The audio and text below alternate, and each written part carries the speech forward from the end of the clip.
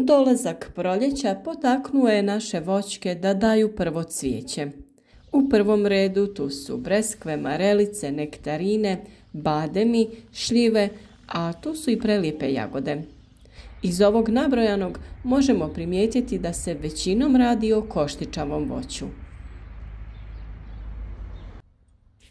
Sa cvjetanjem je u većini slučajeva završio lješnjak, a ako vremenski uslovi budu topli, a temperature se ne budu spuštale ispod nule, procvjetati će i kruške koje su već formirale grozdove cvijeća. Neke voćne vrste ranije cvjetaju, dok neke voćke, poput jabuke, kasnije kreću sa vegetacijom i njihovo cvjetanje dolazi malo kasnije. Početak proljeća je period kada su velike oscilacije u temperaturi, pa topli dani mogu potaknuti biljke na razvoj, a hladne noći mogu oštetiti cvijet ili druge dijelove voćke. U ovom videu pričati ćemo o mogućnostima sa kojima možemo zaštititi biljku, te pomoći joj da bolje podnese ove stresne situacije.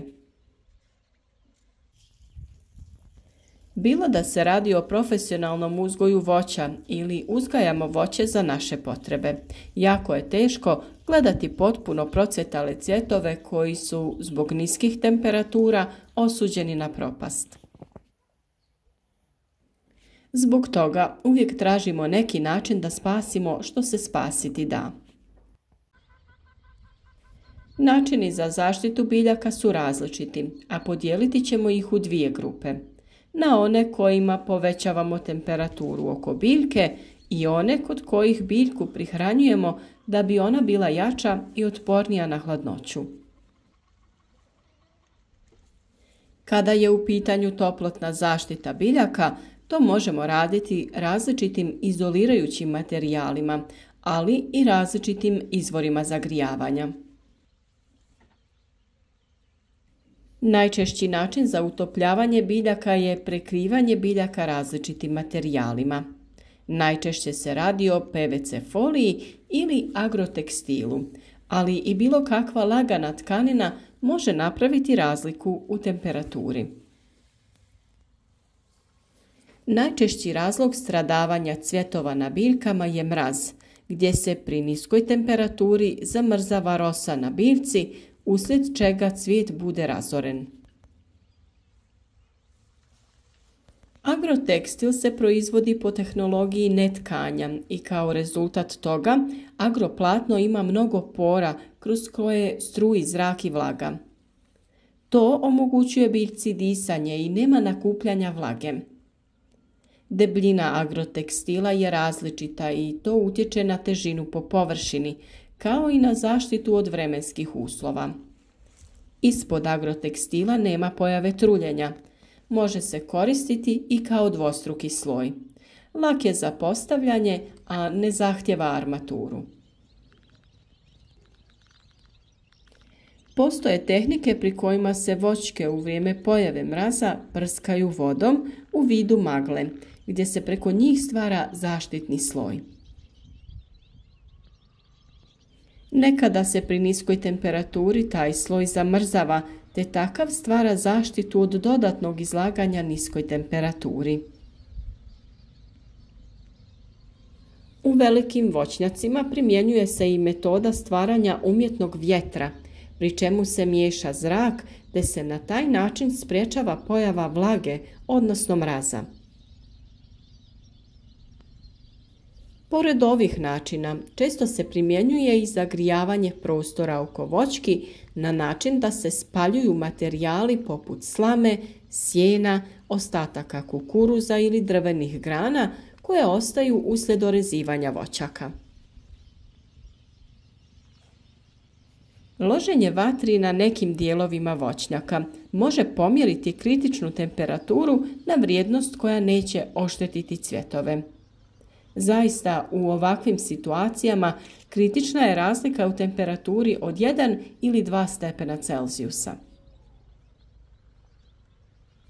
Ako nam godišnji urod ovisi o jednoj noći u kojoj postoji rizik da temperatura padne ispod kritične vrijednosti, tada se vrijedi potruditi da se berba spasi. Naravno, u nekim godinama postoji duži vremenski period sa niskim temperaturama u periodu cvjetanja voćki, te tada i uz sav napor čovjeka urod ne može biti sačuvan. Tada ne treba trošiti energiju i financijska sredstva na zaštitu biljaka. Ipak, ako su pred nama topliji dani, a biljke su možda oštećene hladnoćom, možemo im pomoći prihranom. Često se znalo dogoditi da vegetacija na biljkama već krene, one prolistaju, te na njih padne snijeg. Imali smo takve situacije često na našim malinama. U ovoj stresnoj situaciji biljke je dobro prihraniti hranjivima, da bi se što prije oporavile i nastavile sa daljnjim razvojem. Hranjiva koja se koriste za ovu namjenu sadrže u sebi aminokiseline, ali i određenu koncentraciju NPK minerala koji su bitni za biljku. Ovaj tretman najbolje je napraviti folijarnom prihranom preko lista, a za to najčešće koristimo sinergon, zoberaminol ili neko drugo tekuće hranjivo, odnosno biostimulator. U svakom slučaju oštećene biljke trebamo prihraniti da bi se lakše i brže oporavile. Često se ovi biostimulatori koriste i nekoliko dana prije hladnog perioda. Na primjer, naše jagode ćemo prije hladnog vremena zaštititi, ali i izvršiti folijarnu prihranu. Jednostavnim postavljanjem lučnih nosača pripremiti ćemo konstrukciju koja će na sebi držati PVC foliju. Ova folija održati će temperaturu 2 ili 3 stepena iznad kritične temperature na kojoj stradavaju cvjetovi jagoda.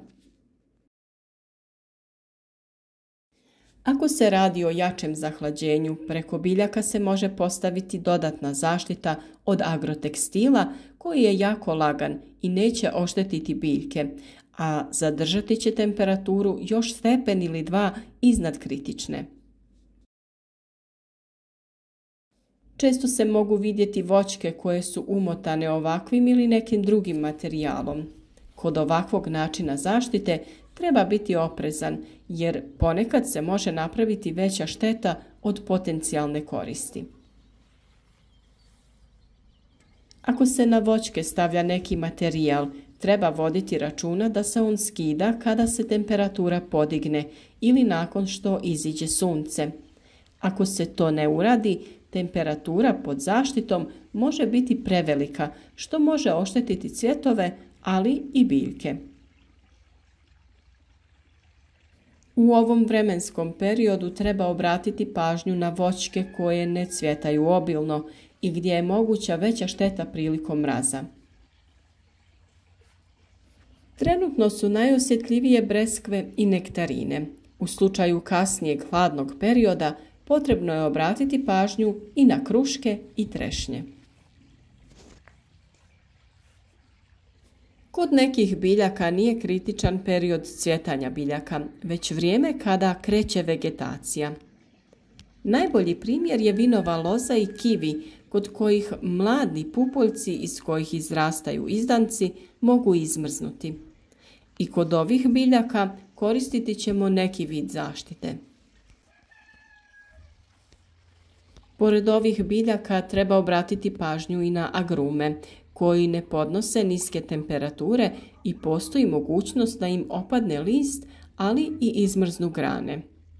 Zbog toga ne treba žuriti sa iznošenjem limuna, naranči, mandarina van iz zaštićenih prostora, gdje smo ih unijeli u jesen.